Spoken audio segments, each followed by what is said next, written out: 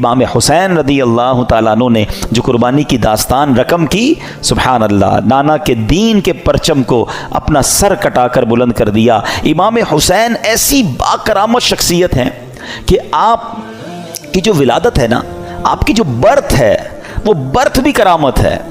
آپ 6 مہینے میں آپ کا جو حمل تھا، ماں کے پیٹ میں آپ رہے، وہ 6 مہینے رہے، اور یاد رہے کہ پوری دنیا میں سیدنا یحییٰ علیہ الصلوۃ والسلام اور امام عالی مقام امام حسین کے علاوہ کوئی ایسا بچہ زندہ نہیں رہا جس کی مدت حمل 6 ماہ ہوئی ہو۔ یعنی آپ فرام دا ڈے 1 آپ کی ولادت ہی کرامت ہے۔ اور سبحان اللہ، آپ کے رخسار مبارک کا حال یہ تھا، آپ کے چہرے پر نور ایسا تھا کہ آپ کے دونوں رخسار سے ایسا نور نکلتا تھا کہ کمرے اور دیواریں روشن ہو جایا کرتے تھے۔ اور کیوں نہ ہو، کس کے نواسے ہیں، کن کے پھول ہیں، آقا کی نگاہوں کے تارے ہیں۔ اور پھر تو جبھی تو کہتے ہیں، مل کر پڑھ لیں، تیری نسل پاک میں ہے بچہ بچہ نور کا، تیری ہے بچہ بچہ نور کا، تو ہے عین نور تیرا سب گھرانہ نور۔ سبحان اللہ۔ اب یہ جو امام حسین رضی اللہ تعالیٰ عنہ جب کربلا کے لیے روانہ ہوئے نا، تو آپ سے مزید کرامتوں کا ظہور ہوا، اور علماء کہتے ہیں یہ جو کرامتیں تھیں نا، بیسیکلی یہ اتمام حجت کے لیے تھیں، مزید ان کو سمجھانے کے لیے تھی کہ دیکھو میں کون ہوں، میرے ساتھ کیسے معاملات ہو رہے ہیں، مجھ پر ظلم نہ کرو۔ مگر ان ظالموں کی آنکھوں پر لالچ کا ایسا پردہ تھا۔ امام حسین فرسٹ آف آل آپ نے مدینے سے کوچ کیا اور اب مکے آیا۔ اب اسی راستے میں سیدنا ابن مطیع رحمۃ اللہ تعالی سے ملاقات ہوئی۔ انہوں نے عرض کی کہ حضور، میرے کنویں کا پانی بہت کم ہے، برائے کرم آپ دعائے برکت سے نواز دیجئے۔ آپ رضی اللہ تعالیٰ عنہ نے اس کنویں کا پانی طلب کیا، اور جب پانی کا ڈول حاضر کیا گیا تو آپ نے اس میں سے پانی کچھ پیا بھی، نوش بھی فرمایا اور کلی بھی کر دی، اور ڈول کو واپس کنویں میں ڈال دیا گیا۔ جب وہ پانی جو ہے وہ کنویں میں گیا، کنویں کا پانی بھی بڑھ گیا اور میٹھا اور لذیذ بھی ہو گیا۔ سبحان اللہ۔ تو یہ امام حسین کی کرامتوں کا سلسلہ رہا۔ اس کے بعد جب آپ بالکل ایگزیکٹلی 10 محرم الحرام کا دن آ گیا، یاد رہے کہ وہ دن جمعہ کا دن تھا، 10 محرم الحرام جب یہ واقعہ ہوا، کربلا کے میدان میں آپ خطبہ ارشاد فرما رہے ہیں، ان کو سمجھا رہے ہیں کہ دیکھو میں کون ہوں، یہ ظلم مت کرو۔ تم کیا جواب دو گے جس کا کلمہ پڑھتے ہو اس نبی علیہ الصلوۃ والسلام کو؟ اس وقت آپ کے جو خیمے تھے، جہاں خاندان کے افراد تھے، وہاں خندق میں ایک آگ بھی جل رہی تھی۔ تو ایک بد زبان یزیدی نے بکواس کرتے ہوئے کہا کہ اے حسین، تم نے وہاں کی آگ سے پہلے یہی آگ لگا دی ہے۔ یعنی معاذ اللہ، وہ یہ کہنا چاہ رہا تھا کہ اے حسین، مرنے کے بعد بھی تمہیں جہنم کی آگ میں جانا ہے۔ امام علی مقام نے جب یہ سنا تو آپ نے کہا کہ اے دشمن خدا، تو جھوٹا ہے، کیا تو یہ گمان کرتا ہے کہ میں دوزخ کی آگ میں جاؤں گا؟ امام علی مقام کے قافلے کے جانثار نے کہا کہ آپ مجھے اجازت دیں تو میں ابھی اس کا سر قلم کر دوں۔ آپ نے اجازت نہیں دی۔ آپ نے فرمایا حملے کا آغاز ہماری طرف سے نہیں کرنا، ہو سکتا ہے یہ پرووک کر رہے ہوں، یہ اس لیے ہمیں کہہ رہے ہیں کہ ہماری طرف سے پہل ہو جائے، اور یہ کہیں ہم نے تو حملہ نہیں کیا تھا، امام حسین والوں نے پہلے حملہ کیا۔ حالانکہ اس قدر بڑی گستاخی کی تھی، آپ نے اپنے ساتھی کو روک دیا، مگر آپ نے اللہ کی بارگاہ میں دعا کی۔ دل بڑا دکھا ہوا تھا کہ ایسی بات اس نے کر دی۔ آپ نے کہا اے رب قہار، اس کو عذاب نار سے قبل بھی اس دنیا میں بھی آگ کا عذاب عطا فرما۔ آپ کی دعا قبول ہوئی۔ وہ بندہ جو گھوڑے پہ بیٹھا تھا، اس کی گھوڑے کو جھٹکا لگا، گھوڑا خود ہی دوڑتا ہوا گیا، اور وہ گھوڑے سے جب جہاں گرا تو وہاں آگ لگی ہوئی تھی۔ اسی خندق میں یہ بندہ جا کر گرا، اور وہ بد نصیب آگ میں جل کر بھسم ہو گیا۔ امام علی مقام نے سجدہ شکر ادا کیا اور اللہ تعالیٰ کی بارگاہ میں عرض کی کہ یا اللہ، تیرا شکر ہے کہ تو نے آل رسول کے گستاخ کو سزا دی۔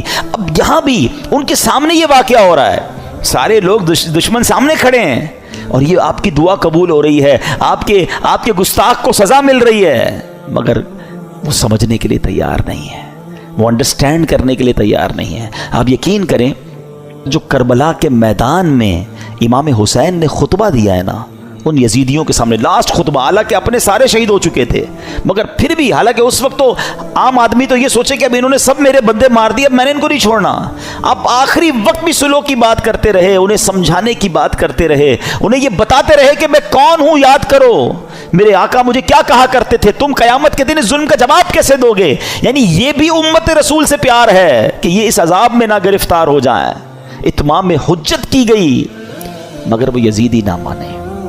اب ایک بات ذہن میں آتی ہے، اب یہ بڑا اہم کوسچن ہے کہ یزیدی جو بھی تھے تو کلمہ پڑھنے والے، اللہ کو مانتے تھے، اللہ کے نبی کو مانتے تھے، معلوم بھی تھا یہ اللہ کے نبی کے نواسے ہیں، وہ ریزن کیا تھا جو اتنے بڑے ظلم پر یہ ریڈی ہو گئے؟ یہ ریزن پکڑنا بہت ضروری ہے، اور یہ ہم سب کو آج سیکھ کر جانا ہے۔ یعنی کوئی بھی محفوظ نہیں ہے۔ میں آپ کو تھوڑا سا آج کل کے زمانے کا ایک دو انسیڈنٹ بتا دیتا ہوں تاکہ آپ کو اندازہ ہو جائے۔ ہم لوگ سمجھ رہے ہوتے ہیں یار یزیدیوں نے اتنا بڑا کام کر دیا، ہم تو کبھی بھی کوئی ایسی غلط حرکت نہیں کر سکتے۔ کوئی اپنے آپ کو محفوظ نہ سمجھے۔ ہاں، بیسک جو ان کے ریزن تھا نا، وہ تھا لالچ، اور وہ لالچ تھی پیسے کی، اقتدار کی۔ جب یہ لالچ طاری ہوتی ہے نا انسان پہ، پہلے تھوڑا سا سمجھیے گا۔ آپ کو لگتا ہے یار مجھ پہ کچھ بھی ہو جائے میں ایسا ظلم تھوڑی کر سکتا ہوں، کتنا بھی پیسہ مجھے کوئی دے دے میں جان دے دوں گا، کبھی کسی کو قتل نہیں کروں گا، نواسہ رسول تو بہت دور کی بات ہے۔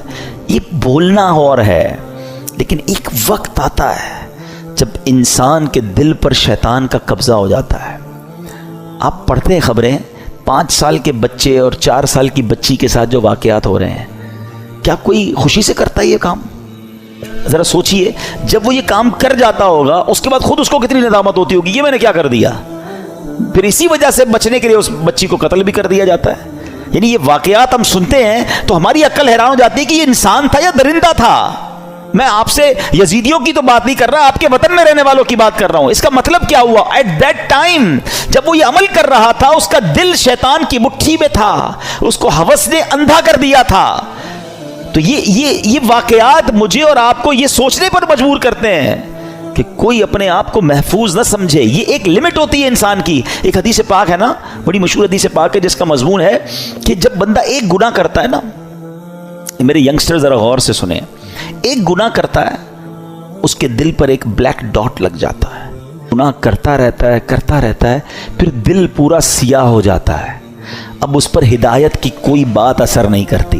یہ جو روز شراب پیتے ہیں، جناب پارٹی کرتے ہیں، حرام کام کرتے ہیں اور گندی چیزیں دیکھ رہے ہوتے ہیں، دوستوں میں بیٹھے گناہ کر رہے ہوتے ہیں، نمازیں قضا کر رہے ہوتے ہیں، اپنے آپ کے بارے میں یہ ضرور سوچ رہے ہوتے ہیں کہ میں اتنا بھیانک کام نہیں کروں گا، مگر ایک وقت آتا ہے کہ دل سیاہ ہو جاتا ہے۔ اب وہ دل ہے شیطان کے ہاتھ میں، وہ ایسے کام کروا سکتا ہے کہ آپ تصور بھی نہیں کر سکتے۔ یار بندہ ماں کو قتل کر دیتا ہے، ہم نے نہیں سنے واقعات، کیسے پاسبل ہے کوئی اپنی ماں کو مار دے؟ لیکن ایک لمٹ ہوتی ہے، اس کے بعد انسان جب اوور لمٹ ہوتا ہے تو شیطان جو چاہے اس سے کروا لیتا ہے۔ تو اللہ سے توبہ کرتے رہا کرو۔ تو بہرحال میرے پیارے اسلامی بھائیوں، سوچو اس بات کے، یہ کیسے، اس ریزن کو پکڑیے، یزیدیوں کے ایسا کیا ہو گیا تھا کہ یہ اندھے ہو گئے تھے؟ آج بھی بندہ اندھا ہوتا ہے۔ ہاں، ظلم کرنے والے نہیں دیکھے آپ نے؟ بندوں کو ڈرل کرتے ہیں، ہاتھ پیر کاٹتے ہیں، قتل کر دیتے ہیں، پیسے چاہیے قتل کرنے کے لیے، تو وہ کیسے تیار ہو جاتے ہیں؟ ان کا دل سیاہ ہو گیا، اب ان سے کچھ بھی کروا لو۔ یہ شراب ہے نا، اس کو ام الخبائث کہا گیا، برائیوں کی ماں۔ یہ وہ چیز ہے کہ اس کا جو عادی ہو جائے، اب شراب کے علاوہ بھی عجیب عجیب نشے آ گئے، نشے میں گرفتار جو ہوا نا، اب اس کو ماں بہن کی بھی تمیز نہیں ہے، اس کو کسی کی بھی تمیز نہیں ہے، وہ کر جائے گا جو کوئی سوچ ہی نہیں سکتا، اور اس کے بعد وہ خود بھی شرمندہ ہوگا کہ یہ میں نے کیا کیا، نشے میں تھا۔ تو یہ وہی بات ہے کہ بندہ جب برائی کی طرف جاتا ہے تو ایک کے بعد دوسری، دوسری کے بعد تیسری، تیسری کے بعد چوتھی۔ یہ غور کیجیے، یہ بات ہمیں یہ سمجھنی ہوگی کہ ہمیں اپنے آپ کو گناہوں سے بچانا ہے، ورنہ یزیدی راستے پر چلنے میں دیر نہیں لگتی، ڈرتے رہنا ہے ہمیں۔ یہ واقعہ سننا اپنی جگہ ہے، مگر یہ جو ظلم کیا گیا نا، ریزن کیا تھا؟ پیسے تھے، لالچ تھی، اقتدار تھا۔ اس سے سمجھ ہی آئی بات کہ لالچ، ہوس، اور جب بندہ شیطان کا پیروکار بن جاتا ہے پھر اس سے کچھ بھی متوقع ہے۔ آپ کبھی یہ نہ سوچیں کہ میں یہ گناہ نہیں کر سکتا، یہ سمجھ لیں اپنے لیے زوال کا آپ نے شروع کر دیا۔ جو اپنے آپ کو محفوظ سمجھتا ہے نا کہ یار بس میں نہیں، میں بڑا پکا ہوں، کوئی پکا نہیں ہے بھائی۔ جب اللہ کے نبی دعا کر رہے ہیں تو میں اور آپ کون ہیں؟ ہمارے صحابہ لرزتے تھے، روتے تھے، اللہ سے دعا کرتے تھے ایمان کی حفاظت کے لیے. پیران پیر سیدی غوث اعظم رضی اللہ تعالیٰ عنہ کہتے ہیں، لوگ کہتے ہیں آج عید کا دن ہے، عید کا دن ہے. عبد القادر کے لیے عید کا دن وہ ہوگا جب وہ اپنا ایمان سلامت لے کر قبر میں جائے گا. غوث پاک ہیں، ولیوں کے سردار، کہتے ہیں ایمان بچا کر قبر میں جانا یہ بہت مشکل ہے، آج کے دور میں تو اور مشکل ہے. سیدی اعلیٰ حضرت نے 100 سال پہلے ایک بات کر دی تھی کہ سونا جنگل، رات اندھیری، چھائی بدلی کالی ہے، سونے والو جاگتے رہیو، چوروں کی رکھوالی ہے. ادھر چور گھوم رہے ایمان کے، کہتے ہیں آنکھ سے کاجل صاف چرا لیں یا وہ چور بلا کے ہیں، تیری گٹھڑی تاکی ہے اور تو نے نیند نکالی ہے. تم سو رہے ہو، مزے کر رہے ہو، فکر ہی نہیں ایمان کی. ایمان کی فکر کرو، اعمال کی فکر کرو. اچھی صحبت بہت ضروری ہے. آج بھی یزیدی ٹولہ موجود ہے جو لوگوں کے ایمان چھیننے کے لیے اور برائیوں کی طرف مسلمانوں کو لگانے کے لیے تیار ہے. ہمیں ڈھونڈنا ہے آج کے دور میں بھی حسینی لوگوں کو کہ وہ کون ہے جو سچے پنجتن کے غلام ہیں اور ہمیں حسینی طریقے پر چلاتے ہیں اور پکڑ پکڑ کر ہمیں گناہوں سے بچاتے ہیں.